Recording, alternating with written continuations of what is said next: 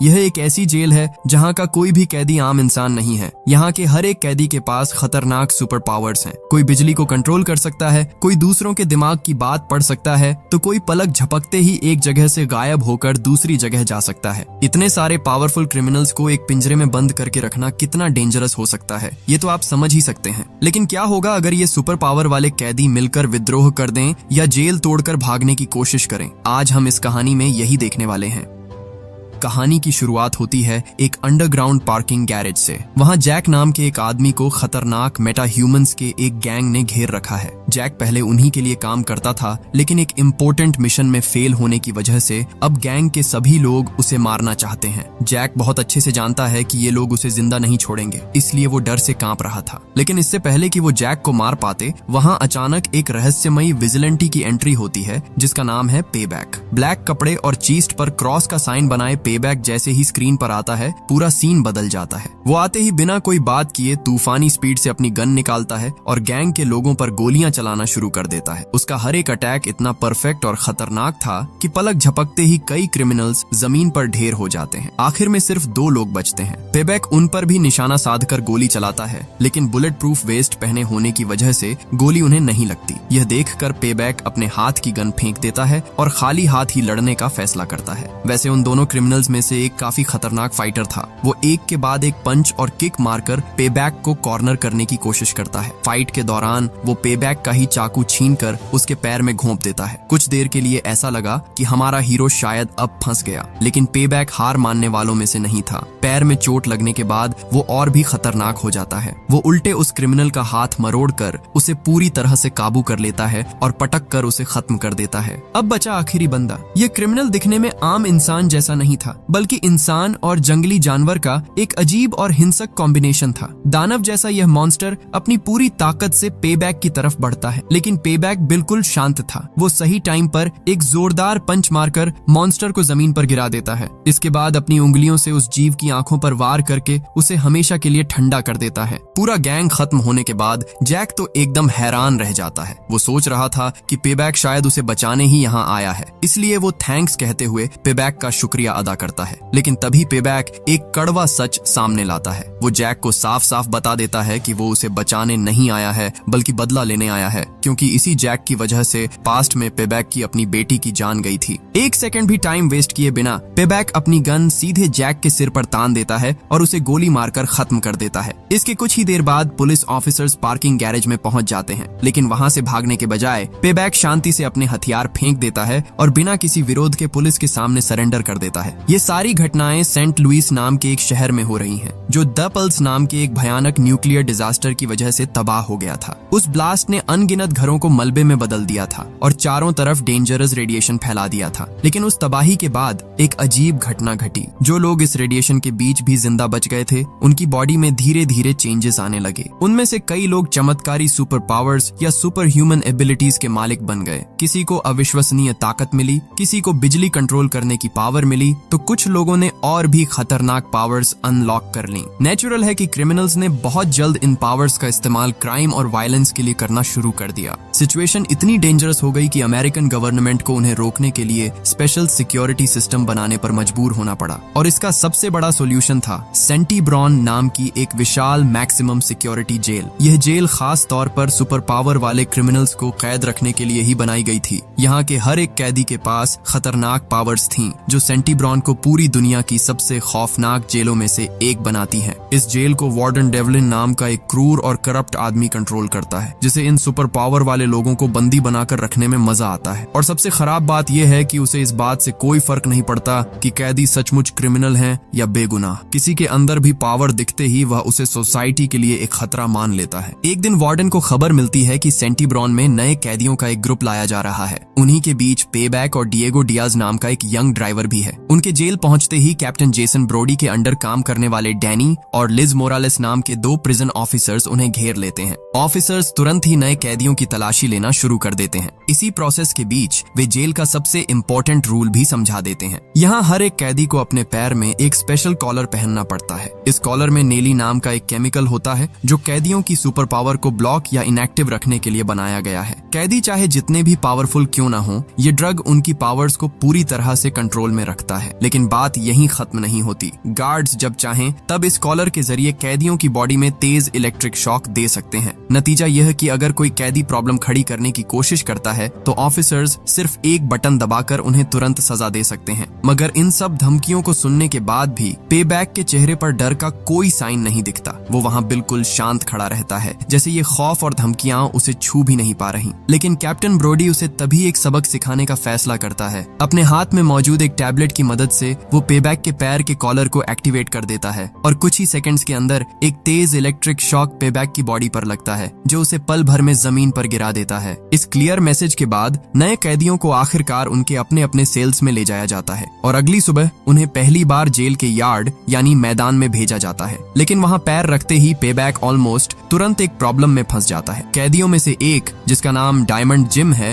वो पेबैक को देखते ही पहचान लेता है। असल में पार्किंग गैरेज की उस फाइट के दौरान पेबैक ने जिस गैंग मेंबर्स को मारा था उनमें से एक इस जिम का भाई था। सच जानते ही जिम अपना आपा खो देता है और सबके सामने पेबैक पर टूट पड़ता है। लेकिन पेबैक भी तुरंत रिस्पॉन्ड करता है। वो बहुत आसानी से जिम के अटैक से बचकर उसके चेहरे पर एक जोरदार पंच जड़ देता है। देखते ही देखते जेल के मैदान के बीचों बीच एक भयानक मारपीट शुरू हो जाती है। डिएगो पूरा सीन देखकर एकदम हैरान रह जाता है। उसे कुछ समझ नहीं आ रहा था कि गार्ड्स इस लड़ाई को रोकने के बजाय बस खड़े खड़े तमाशा क्यों देख रहे हैं। ठीक तभी गॉर्डन नाम का एक और कैदी, जिसे सब लाइटनिंग रॉड के नाम से जानते हैं, वो डिएगो को समझाता है कि सेंटीब्रॉन जेल के अंदर के रूल्स कैसे हैं। गॉर्डन के मुताबिक गार्ड्स सिर्फ तभी बीच में आते हैं जब एक कैदी दूसरे को जान से मारने वाला हो। जब तक ये सिर्फ एक नॉर्मल फाइट है तब तक उन्हें इस बात से कोई फर्क नहीं पड़ता। इधर पेबैक और जिम के बीच की लड़ाई और भी डेंजरस रूप ले लेती है। अपनी सुपर पावर्स के बिना भी दोनों जी जान से लड़ रहे थे। जिम पेबैक की नाक पर सीधे एक घूंसा मारता है जिससे उसके चेहरे से खून बहने लगता है।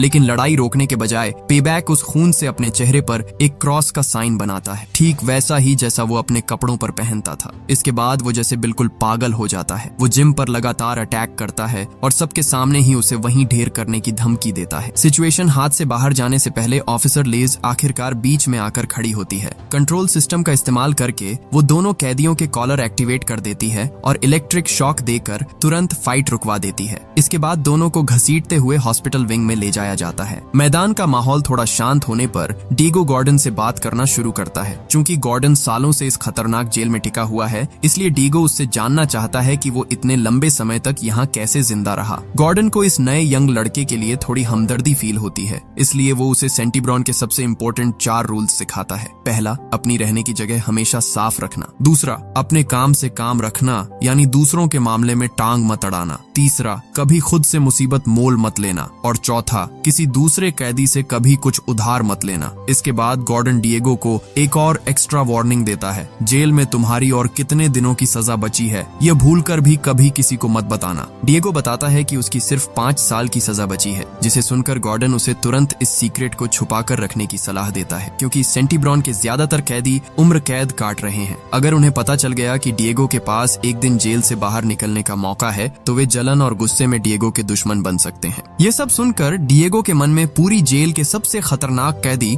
जूलियस लोएब के बारे में जानने की क्यूरियोसिटी जगती है। गॉर्डन समझाता है कि जूलियस बेहद डेंजरस है, क्योंकि उसके पास लोगों के दिमाग को कंट्रोल करने की एक अजीब पावर है। उसकी यह पावर इतनी खौफनाक है कि जेल अथॉरिटी उसे हमेशा एक स्पेशल आइसोलेटेड यानी बिल्कुल अलग सेल में बंद रखती है। यहाँ तक कि उसका वफादार राइट हैंड दारियस भी हमेशा उसकी पहरेदारी में रहता है। गॉर्डन डिएगो को और भी वार्न करता है कि अगर किसी भी तरह जेल के कॉलर्स का ड्रग काम करना बंद कर दे तो जूलियस बहुत आसानी से सेंटीब्रॉन के हर एक इंसान को अपना गुलाम बना सकता है। ठीक इसी समय जेल के ऑफिस में वार्डन डेवलिन गार्ड्स को ऑन ऑर्डर देता है कि जूलियस को एक रिहेबिलिटेशन हियरिंग के लिए लाया जाए। जूलियस को जब लाया जाता है तब उसके पैर में जेल का कॉलर तो था ही, साथ ही चेहरे पर एक भारी लोहे का मास्क पहनाया हुआ था। उसे एक डार्क रूम में ले जाया जाता है जहां एक जज उससे पूछताछ शुरू करते हैं। जज जानना चाहते हैं कि इतने साल जेल में बिताने के बाद जूलियस खुद को सुधार पाया है या नहीं, लेकिन जूलियस को इस हियरिंग में रत्ती भर भी इंटरेस्ट नहीं था। प्यार से जवाब देने के बजाय वो उल्टे जज को इंसल्ट कर देता है और साफ कहता है कि वो बस अपने सेल में वापस जाना चाहता है। उसके इस बिहेवियर की वजह से हियरिंग का रिजल्ट ठीक वही होता है जिसकी सबको उम्मीद थी। जूलियस को रिहाई के अयोग्य घोषित करके लाइफ टाइम जेल में ही रखने का ऑर्डर दिया जाता है। मगर हियरिंग के बाद एक और इंटरेस्टिंग वाकया होता है। वार्डन डेवलिन सीक्रेटली जूलियस के पास एक डेंजरस ऑफर लेकर पहुंचता है। वार्डन बताता है कि वो एक्स्ट्रा पैसे कमाने के लिए जेल के अंदर एक इलीगल फाइट क्लब चलाता है, लेकिन बहुत जल्द वो रिटायर होने वाला है और सेंटीब्रॉन छोड़ने के बाद उसके हाथ में सिर्फ थोड़ी सी पेंशन का पैसा ही आएगा। वो ऐसी नॉर्मल लाइफ नहीं चाहता, उसे चाहिए अंधाधुंध पैसा, लग्जरी और फुल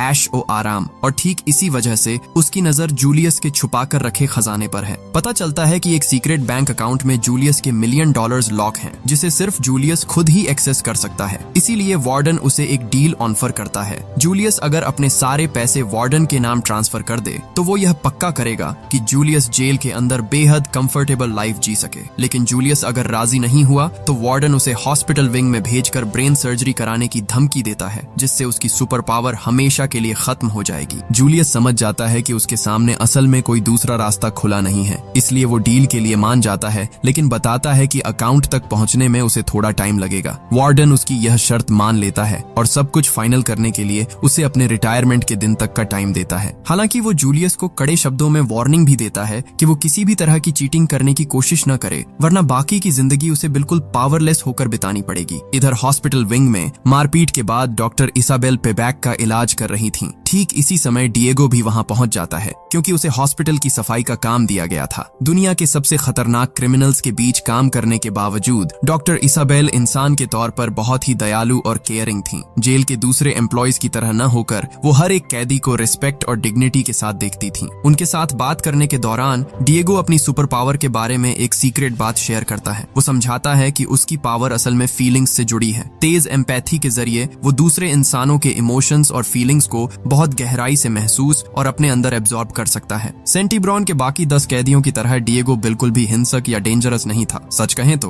वो मानता था कि उसे गलत तरीके से इस जेल में बंद किया गया है। डॉक्टर इसाबेल को उसके लिए काफी हमदर्दी फील होती है और वे दोनों शांति से बात करते रहते हैं। लेकिन अचानक ही जूलियस लोएब का मेडिकल चेकअप करने के लिए डॉक्टर इसाबेल को दूसरे रूम में बुला लिया जाता है। वो जब जूलियस को चेक करना शुरू करती है तभी एक अनएक्सपेक्टेड घटना घटती है। किसी की नजर में आए बिना पेबैक हॉस्पिटल के बेड से चुपचाप उठता है और उनका पीछा करता है। जूलियस के पास डॉक्टर इसाबेल को खड़ा देखकर पेबैक अपने ऊपर से कंट्रोल खो देता है। क्योंकि जूलियस इस दुनिया के सबसे खतरनाक विलन्स में से एक माना जाता है, इसलिए पेबैक उसे वहीं खत्म कर देने का फैसला करता है। वो अचानक डॉक्टर इसाबेल पर अटैक करके उन्हें बेहोश कर देता है और जूलियस की तरफ बढ़ता है। ठीक जब पेबैक वॉर करने ही वाला होता है, डिएगो तेजी से उस रूम में एंटर करता है और सही टाइम पर उसे रोक देता है। अपनी पूरी ताकत लगाकर डिएगो किसी तरह पेबैक को दबोचकर कंट्रोल में ले आता है। डिएगो के इस तुरंत ली गए एक्शन की वजह से सिचुएशन और खराब होने से पहले एक गार्ड वहां आ जाता है और पेबैक को घसीटते हुए उसके सेल में ले जाता है। इस घटना के बाद डिएगो अचानक ही कैदियों के बीच काफी पॉपुलर हो जाता है। लंच के टाइम पर कैदी उसे रिस्पेक्ट दिखाते हुए अपने अपने जेली के कप उसे देने लगते हैं, जो इस जेल के अंदर एक बहुत बड़ी बात है। कुछ ही देर में गॉर्डन भी उसके पास आता है और डिएगो को कांग्रेचुलेट करता है। वो कहता है कि पेबैक जैसे आदमी के सामने सीना तान कर खड़े होने के बाद सेंटीब्रॉन का अब कोई भी कैदी डिएगो से पंगा लेने की हिम्मत नहीं करेगा। लेकिन इसके बाद एक और अजीब बात होती है। दारियस डिएगो के पास आता है और चुपके से अपनी जेली भी उसके हाथ में थमा देता है। इसके बाद वो डिएगो को बताता है कि जूलियस उससे बात करना चाहता है। डिएगो काफी नर्वस होकर उसका पीछा करते हुए जूलियस के उस आइसोलेटेड सेल में जाता है। वहां पहुंचने पर हॉस्पिटल में अपनी जान बचाने के लिए जूलियस डिएगो को थैंक्स कहता है। वो प्रॉमिस करता है कि एक दिन वो इस एहसान का कर्ज चुकाएगा, लेकिन शर्त सिर्फ एक ही है, सही टाइम आने पर डिएगो को उसकी हेल्प करनी होगी। पहले सेंटीब्रॉन के सबसे खतरनाक कैदी पर भरोसा करने में डिएगो को थोड़ी हिचकिचाहट हो रही थी, लेकिन आखिर में वो जूलियस के इस ऑफर के लिए मान जाता है। इधर जेल के ऑफिस में वार्डन डेवलिन अपनी सेक्रेटरी फेलिसिया की हेल्प से अपनी रिटायरमेंट पार्टी की तैयारियों में बिजी था। इसके कुछ ही देर बाद कैप्टन ब्रोडी ऑफिस में एंटर करता है। तब वार्डन उसे बताता है कि वो इस जेल से हमेशा के लिए विदा होने से पहले जूलियस की छुपाकर रखी उस भारी प्रॉपर्टी को हथियाने का एक सीक्रेट प्लान बना चुका है। लेकिन ब्रोडी सेंटीब्रॉन ब्रॉन के अंदर के इस अनलिमिटेड करप्शन और वायलेंस से सचमुच तंग आ चुका था। वो किसी भी तरह वार्डन के इस गंदे प्लान को सपोर्ट नहीं कर पा रहा था, इसलिए बिना कोई बात किए वो चुपचाप वहां से चला जाता है। दूसरी तरफ फेलिसिया भी वार्डन के ऐसे बिहेवियर से बेहद इरिटेट होती है। वो वार्डन को वार्न करते हुए कहती है कि अगर अथॉरिटी को किसी भी तरह पता चल गया कि वो क्या कर रहा है तो वो बहुत बड़ी मुसीबत में फंस सकता है। लेकिन वार्डन इन सब बातों की रत्ती भर भी परवाह किए बिना उल्टे कहता है कि इस काम में उसे फेलिसिया की हेल्प चाहिए। वार्डन बहुत अच्छे से जानता था कि उसके रिटायरमेंट के बाद फेलिसिया सेंटी ब्रॉन की अगली सुपरवाइजर बनना चाहती है, इसलिए वो फेलिसिया को 2 लिफाफे दिखाता है। पहले लिफाफे में एक रिकमेंडेशन लेटर था जो उसे नई सुपरवाइजर बनने में हेल्प करेगा, और दूसरे लिफाफे में उसके खिलाफ ऑर्डर्स न मानने के कुछ झूठे आरोपों के पेपर्स थे। वार्डन का मैसेज बिल्कुल क्लियर था, फेलिसिया अगर उसकी हेल्प करेगी तो उसका फ्यूचर सेफ रहेगा, और अगर वो राजी नहीं हुई तो वार्डन उसका पूरा करियर बर्बाद कर देगा। फेलिसिया अपने बॉस की इस गंदी चाल को बहुत अच्छे से समझ जाती है, लेकिन वो यह सोचकर आखिरकार हेल्प करने के लिए मान जाती है कि एक बार सुपरवाइजर बनने के बाद वो सेंटी ब्रॉन की इस पुरानी सूरत को बदल पाएगी और जेल में काफी सुधार कर सकेगी। कुछ दिनों बाद गॉर्डन को उसकी अपनी रिहैबिलिटेशन हियरिंग के लिए बुलाया जाता है। पूरे 10 साल जेल में बिताने के बाद गॉर्डन बेहद ईमानदारी से जज से कहता है कि उसने खुद को पूरी तरह बदल लिया है और वो लाइफ में एक दूसरा मौका चाहता है, लेकिन जज उसकी बातों पर भरोसा नहीं करते। वो कहते हैं कि गॉर्डन के जेल में रहने के इस पूरे टाइम में अच्छे या बुरे किसी भी तरह से अलग से कभी वो अथॉरिटी की नजरों में नहीं आया। ये बात सुनकर गॉर्डन अपने गुस्से पर कंट्रोल नहीं रख पाता। वो भड़क कर कहता है कि वो अपने क्राइम के लिए पहले ही काफी सजा भुगत चुका है और अब वो सिर्फ अपनी आजादी वापस चाहता है। अनफॉर्चुनेटली गॉर्डन के इस अचानक फूटे गुस्से ने सब कुछ बर्बाद कर दिया। जज तुरंत उसकी रिहाई की अपील को खारिज कर देते हैं और उसे कुछ और साल जेल में ही बिताने का ऑर्डर देते हैं। पूरी तरह टूटे हुए दिल के साथ गॉर्डन कैफेटेरिया में वापस आता है और फुल डिप्रेशन और निराशा में एक कोने में चुपचाप टेबल पर बैठ जाता है। डिएगो, जो अब किचन में काम कर रहा है, वो आगे आकर अपने इस दोस्त को दिलासा देने की कोशिश करता है, लेकिन ठीक उसी मोमेंट पर दारियस अचानक उनकी टेबल की तरफ बढ़ता है और सीक्रेटली गॉर्डन के हाथ में एक अजीब चाबी थमा देता है। चाबी देखते ही गॉर्डन समझ जाता है कि ये असल में जूलियस लोएब के बनाए किसी सीक्रेट प्लान का ही हिस्सा है। इसके कुछ ही देर बाद डिएगो जब किचन में अपने काम पर वापस चला जाता है, तब गॉर्डन चुपचाप अपनी जैकेट खोलता है और चाबी से अपने पैर में लगे कॉलर को अनलॉक कर लेता है और तुरंत ही कॉलर बंद हो जाता है। इसका मतलब ये था कि नेली नाम का वो ड्रग अब उसकी सुपर पावर को रोककर नहीं रख पा रहा था। कई सालों के बाद गॉर्डन को आखिरकार अपनी सुपर ह्यूमन एबिलिटी वापस मिल जाती है, लेकिन कुछ भी डेंजरस करने से पहले वो आखिरी बार डिएगो के पास जाता है और इस जेल में बिताए दिनों के दौरान इतना अच्छा दोस्त बनकर रहने के लिए उसे थैंक्स कहता है। गॉर्डन को अचानक ऐसी इमोशनल बातें करते देख डिएगो थोड़ा कंफ्यूज हो जाता है। उसे लग रहा था कि गॉर्डन जैसे पहले से ही जानता है कि कुछ बहुत बड़ा होने वाला है। इसके बाद गॉर्डन जेल के एक गार्ड की तरफ मुड़ता है और उसे इंसल्ट करना शुरू कर देता है। वो साफ तौर पर गार्ड को फाइट के लिए उकसा रहा था। गुस्से में आया ऑफिसर उसे सजा देने के लिए उसकी तरफ बढ़ता है, लेकिन गॉर्डन ठीक इसी मोमेंट का वेट कर रहा था। बेहद तेज चाल चलते हुए वो पास के एक लैंप से बिजली का तार झटके से खींचकर तोड़ देता है और उसे सीधे गार्ड की बॉडी पर चिपका देता है। वो करंट सीधे गॉर्डन की अपनी बॉडी में एंटर करता है। इस भारी मात्रा की पावर का प्रेशर जेल का पावर सिस्टम झेल नहीं पाया, जिसकी वजह से पूरा जनरेटर पल भर में ओवरलोड हो जाता है। अचानक पूरी जेल अंधेरे में डूब जाती है और बिजली का कनेक्शन कट जाता है। सीसीटीवी कैमरे बंद हो जाते हैं, यहाँ तक कि कैदियों के पैर के इलेक्ट्रिक कॉलर्स भी काम करना बंद कर देते हैं और इस तरह गॉर्डन एक बार फिर पूरी तरह से लाइटनिंग रॉड में बदल जाता है। इसके बाद गार्ड्स कुछ समझ पाते इससे पहले ही वो कैफेटेरिया से रफू चक्कर हो जाता है। इस ब्लैकआउट की वजह से पूरी जेल के अंदर हड़कंप मच जाता है। गार्ड्स चूंकि कॉलर के जरिए कैदियों को शॉक नहीं दे पा रहे थे, इसलिए कई कैदी इस मौके का फायदा उठाने लगते हैं। जेल के मैदान में डायमंड जिम और उसकी गैंग ने सोचा कि पे बैक पर दोबारा अटैक करने का यही बेस्ट चांस है, लेकिन एक और खूनी जंग शुरू होने के ठीक पहले जेल का बैकअप जनरेटर अचानक चालू हो जाता है। गार्ड्स तेजी से कॉलर्स का कंट्रोल वापस पा लेते हैं और कैदियों को तेज इलेक्ट्रिक शॉक देकर अपनी अपनी जगह शांत होने पर मजबूर कर देते हैं। सिचुएशन कंट्रोल में आने के बाद ऑफिसर्स को कैफेटेरिया के अंदर उस गार्ड की डेड बॉडी मिलती है। वे समझ जाते हैं कि इस मर्डर और जेल की बिजली काटने के पीछे गॉर्डन का ही हाथ था। ये खबर तुरंत वार्डन डेवलिन के कानों तक पहुंचती है। वो बुरी तरह भड़क जाता है और सारे गार्ड्स को ऑर्डर देता है कि किसी भी कीमत पर गॉर्डन को अभी के अभी ढूंढ कर निकाला जाए। इधर गॉर्डन भागकर हॉस्पिटल विंग में जाकर छुप जाता है। वहाँ की एक खिड़की के पास खड़े होकर वो बाहर की धूप की तरफ देखता रहता है और अपने आप से शांति से कहता है कि वो आखिरकार फिर से आजाद होने वाला है। लेकिन उसकी यह आजादी ज्यादा टाइम तक टिक नहीं पाई। ऑफिसर लिज मोरालेस अचानक उस रूम में एंटर करती है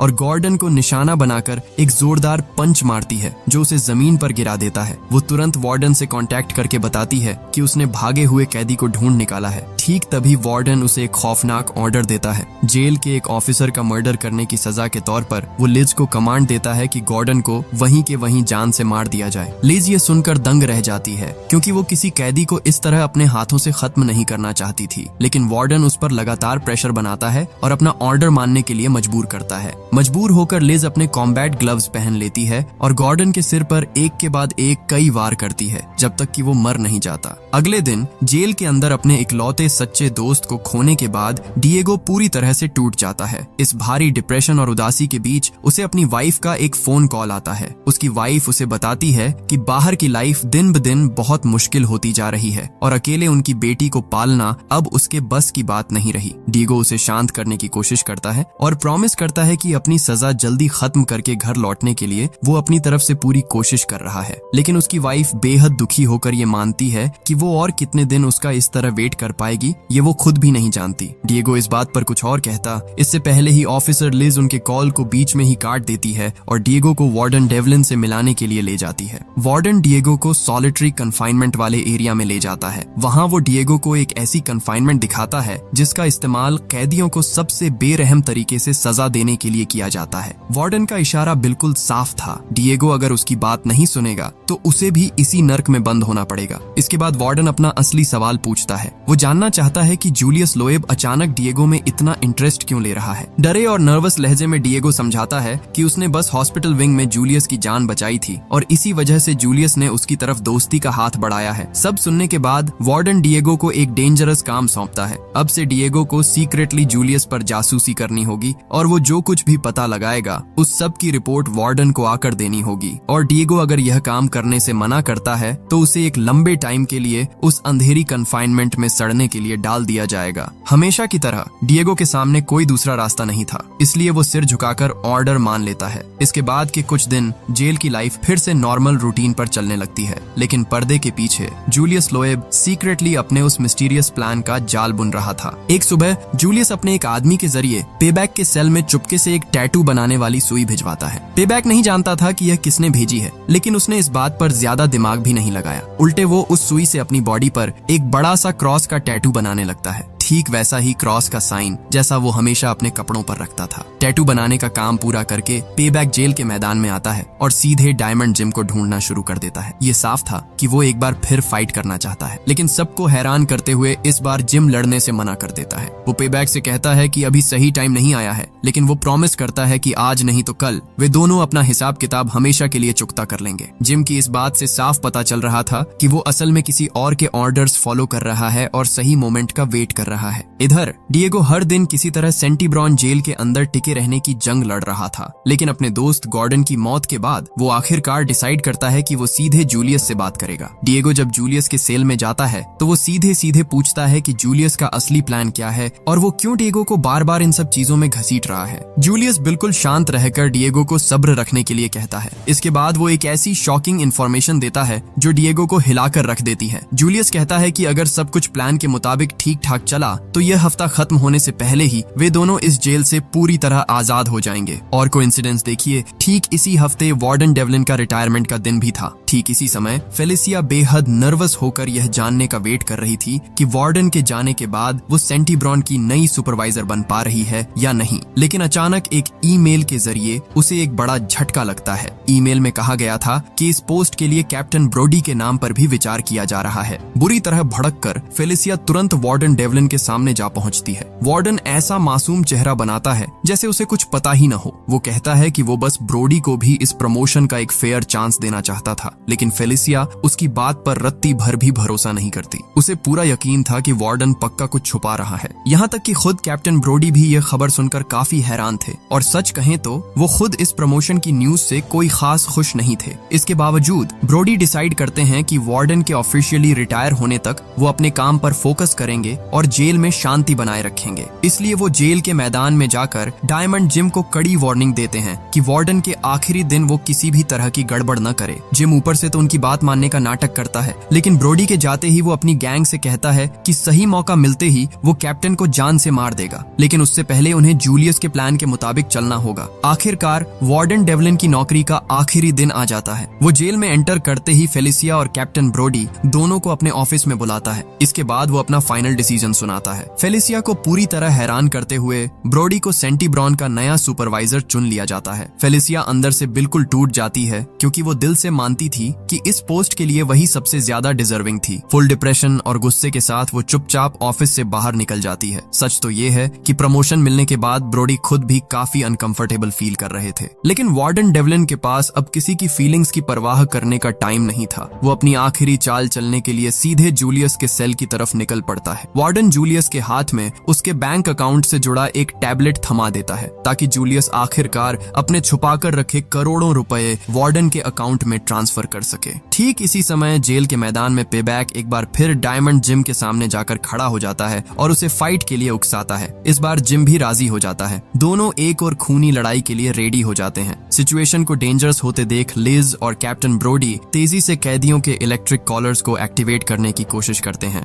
लेकिन अचानक पता चलता है कि कोई भी बटन काम नहीं कर रहा है। कॉलर्स पूरी तरह से बेकार हो चुके हैं। ठीक उसी मोमेंट पर जूलियस टैबलेट के जरिए सीक्रेटली एक कमांड एक्टिवेट कर देता है। उसने सिर्फ अपने पैसे ट्रांसफर नहीं किए थे, बल्कि उस टैबलेट का इस्तेमाल करके सीधे सेंटीब्रॉन का मेन इलेक्ट्रिकल सिस्टम ही हैक कर लिया था, और कुछ ही सेकंड्स के अंदर पूरी जेल के अंदर मौजूद हर एक कैदी के पैर का कॉलर एक साथ बंद हो जाता है। नेली नाम का वो ड्रग पूरी तरह से इनएक्टिव हो जाता है, और देखते ही देखते हर एक कैदी को अपनी चमत्कारी सुपर पावर या सुपर ह्यूमन एबिलिटी वापस मिल जाती है। पल भर के अंदर पूरी जेल में एक भयानक अफरा तफरी और तांडव शुरू हो जाता है। कैदी गार्ड्स पर टूट पड़ते हैं, एक दूसरे के साथ खूनी लड़ाई में लग जाते हैं और जेल का जो कुछ भी है उसे तोड़ना फोड़ना शुरू कर देते हैं। शुरू हो जाता है एक बहुत बड़ा प्रिसन राइट, यानी जेल विद्रोह। ऑफिसर्स इस पागलपन को रोकने की जी जान से कोशिश कर रहे थे, लेकिन सिचुएशन बहुत तेजी से उनके कंट्रोल के बाहर चली जाती है। इधर हॉस्पिटल विंग में डिएगो अचानक महसूस करता है कि उसकी अपनी पावर भी वापस आ गई है। उसकी एम्पैथी की पावर अचानक इतनी ज्यादा स्ट्रांग हो जाती है कि वो जेल के अंदर मौजूद हर एक कैदी का डर, गुस्सा, दर्द और पागलपन एक साथ अपने अंदर फील करने लगता है। फीलिंग्स का यह भारी प्रेशर उसे मेंटली और फिजिकली पूरी तरह तोड़ रहा था, लेकिन डॉक्टर इसाबेल उसे शांत होने में हेल्प करती हैं और कहती हैं कि हॉस्पिटल के पेशेंट्स को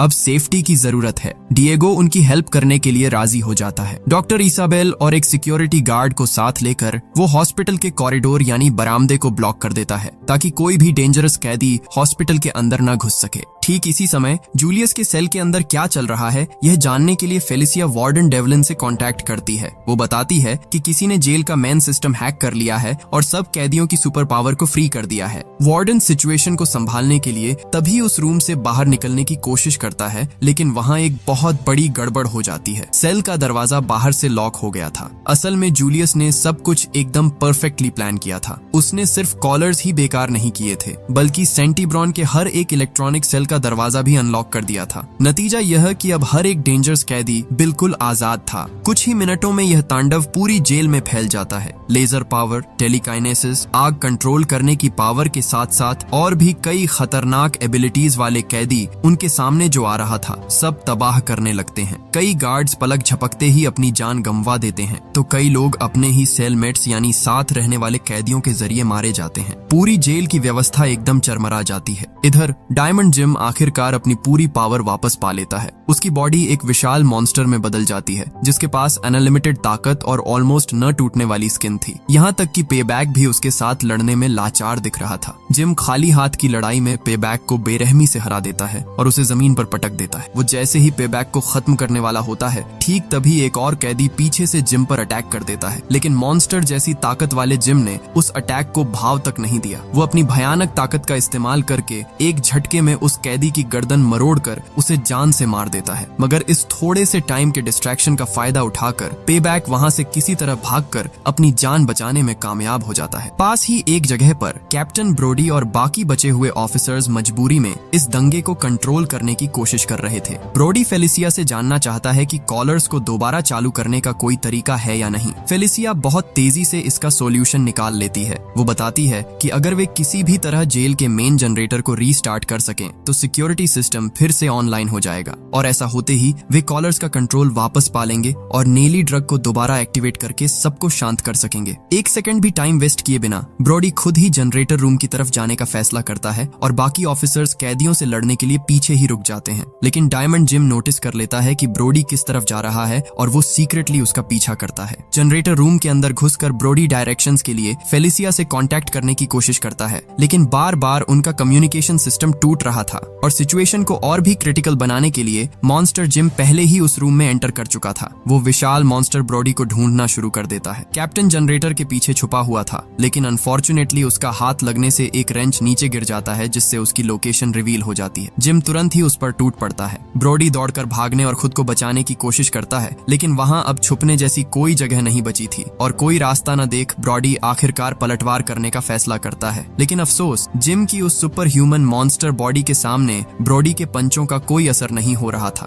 ब्रॉडी को ऑलमोस्ट जान से मारने के ठीक पहले जिम एक बड़ा सच सामने लाता है। वो बताता है कि इस पूरे जेल विद्रोह का प्लान असल में पहले दिन से जूलियस ही बना रहा था। जिम को पहले लगा था कि कैप्टन ब्रॉडी शायद सीक्रेटली जूलियस की हेल्प कर रहा है, लेकिन अब वो समझ चुका है कि ब्रॉडी बिल्कुल बेगुनाह है। इस बात पर गहराई से सोचते ही ब्रॉडी के दिमाग में असली सच चमक जाता है। जब जेल का पावर सिस्टम पहली बार खराब हुआ था, तब ऑफिसर डैनी जनरेटर रूम के अंदर ही था। इसका मतलब यह था कि डैनी सीक्रेटली जूलियस के लिए काम कर रहा था और जेल को नुकसान पहुंचाने के लिए उसी ने जनरेटर के अंदर कुछ फिट कर रखा था। सच जानने के बाद ब्रॉडी एक बार फिर जिम से लड़ने की कोशिश करता है, लेकिन जिम उससे कई गुना ज्यादा पावरफुल था। वो मॉन्स्टर ब्रॉडी को पकड़कर अपने खाली हाथों से ही पीसकर मारने लगता है। ब्रॉडी अपनी आखिरी ताकत भी खो रहा था, लेकिन बिल्कुल लास्ट सेकंड में वो किसी तरह उसके चंगुल से खुद को छुड़ा लेता है। इसके बाद वो जमीन पर पड़े रेंच को उठाकर रूम की एक गैस पाइप को तोड़ देता है। पाइप से फुल स्पीड में जलती हुई गर्म गैस निकलकर सीधे जिम के चेहरे पर लगती है। आग में जलने की वजह से दर्द से चिल्लाते हुए आखिरकार वो मॉन्स्टर हमेशा के लिए खत्म हो जाता है।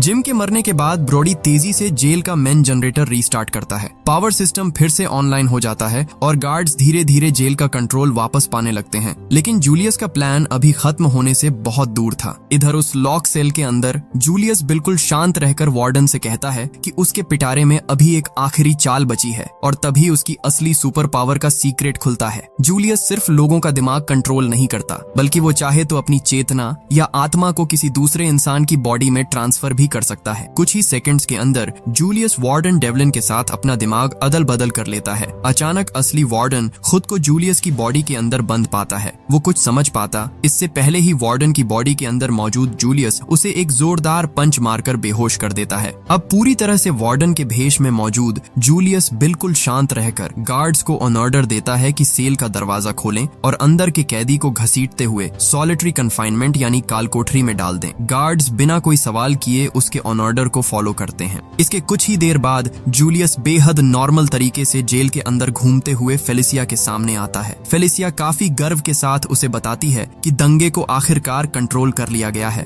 और कैदियों को उनके अपने अपने सेल्स में वापस भेजा जा रहा है। नकली वार्डन बने जूलियस ने उसके काम की बहुत तारीफ की और उसे एक बहुत बड़ा रिवॉर्ड दिया। कैप्टन ब्रोडी की जगह उसने फेलिसिया को ऑफिशियली सेंटीब्रॉन जेल की नई सुपरवाइजर अपॉइंट कर दिया। इधर जेल के अंदर का वो दंगा पूरी तरह से खत्म हो जाता है। जेल के मैदान में देखा जाता है कि पेबैक कई मरे हुए कैदियों की डेड बॉडीज पर बैठा हुआ है। इस पूरी अफरा तफरी के बीच उसने मौके का फायदा उठाकर जितने ज्यादा हो सके उतने खतरनाक मेटा ह्यूमंस को ढूंढ ढूंढ कर खत्म कर दिया है। अपने काम से सेटिस्फाइड होकर वो काफी प्राउड के साथ अपनी जीत का जश्न मना रहा था। ठीक इसी समय डिएगो भी इस जेल एक्सीडेंट के सबसे बड़े हीरोज में से एक बनकर उभरता है। पूरे दंगे के दौरान उसने डॉक्टर इसाबेल के साथ खड़े रहकर हिंसक कैदियों से हॉस्पिटल विंग को सेफ रखने में हेल्प की थी। उसके इस अच्छे बिहेवियर और बहादुरी के इनाम के तौर पर डिएगो को एक बहुत बड़ी खुशखबरी मिलती है। उसे सेंटीब्रॉन से ट्रांसफर करके एक नॉर्मल जेल में भेज दिया जाता है, जहां से बहुत जल्द वो परमानेंटली आजाद हो जाएगा।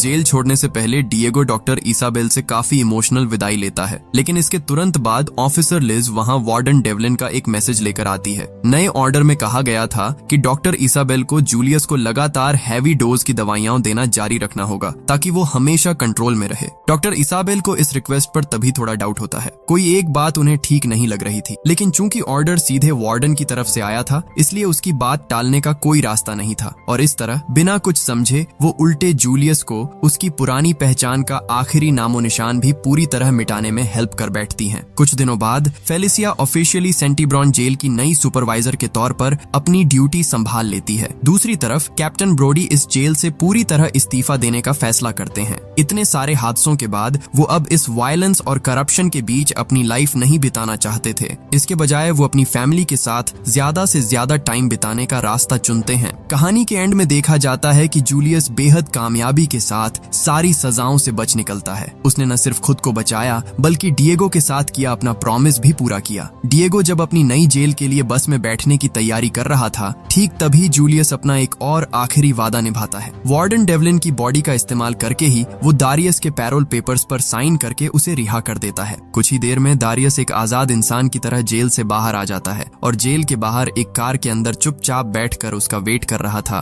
खुद जूलियस। असली सच का किसी को पता चलने से पहले ही ये दोनों क्रिमिनल्स एक साथ चुपके से कार चलाकर वहां से रफू चक्कर हो जाते हैं। एक बार फिर खुली हवा में वापस आए इन दोनों खतरनाक क्रिमिनल्स की सुपर पावर्स अभी भी सलामत हैं और वे क्राइम की दुनिया पर दोबारा राज करने के लिए पूरी तरह रेडी हैं। और ठीक यहीं पर यह कहानी खत्म हो जाती है। वीडियो आपको कैसा लगा ये लाइक और कमेंट करके जरूर बताएं और ऐसी ही और इंटरेस्टिंग वीडियो पाने के लिए अभी हमारे चैनल को सब्सक्राइब करें। मिलते हैं नेक्स्ट वीडियो में।